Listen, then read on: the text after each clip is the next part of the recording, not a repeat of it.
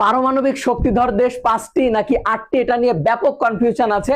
আজকে আমরা দেখার চেষ্টা করব পারমাণবিক শক্তিধর দেশ কয়টি। আসলে আমরা যদি এখানে সিরিয়াল দেখি আসলে 8টা, কিন্তু মূলত ব্যাপার হচ্ছে যে পৃথিবীর সর্বজন স্বীকৃত পারমাণবিক শক্তিধর দেশ হচ্ছে 5টা। সে 5টা কোনটা? যুক্তরাষ্ট্র, রাশিয়া, যুক্তরাজ্য, ফ্রান্স এবং চীন। এই 5টা হচ্ছে পৃথিবীর স্বীকৃত। আর দেখেন এই যে বাকি যে 3টা আছে, ভারত, পাকিস্তান এবং রাশিয়া, এরা আন্তর্জাতিকভাবে স্বীকৃত না, আছে তাদের বাট স্বীকৃত না। এই জন্য স্বীকৃত হচ্ছে এই 5টা। আর মোট যদি বলে তাহলে এই 8টা। যুক্তরাষ্ট্র 1945 সালে হচ্ছে পারমাণবিক পরীক্ষা চালায় প্রথম, যেটা নেভেদা হচ্ছে নিউ মেক্সিকো এদের পরীক্ষার স্থান।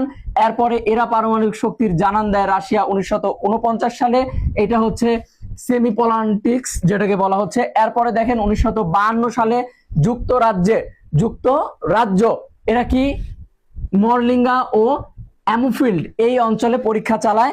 এরপরে দেখেন ফ্রান্স হচ্ছে 1960 সালে মরুরোয়া প্রশান্ত মহাসাগরে এটার পরীক্ষা চালায়। এরপরে যদি আমরা দেখি একটু চীন, তাহলে চীন হচ্ছে 64 সালে আসে, এরা হচ্ছে লুপনার, এখানে হচ্ছে যে পরীক্ষার স্থান। এরপরে ভারত আছে, ভারত 1974 সালে আসে, পোখরানে হচ্ছে ওনারা পরীক্ষা চালায়। এরপরে 7 নম্বরে পাকিস্তান 1998 সালে রাসকহ পাহাড় যেটা চাগাইতে অবস্থিত।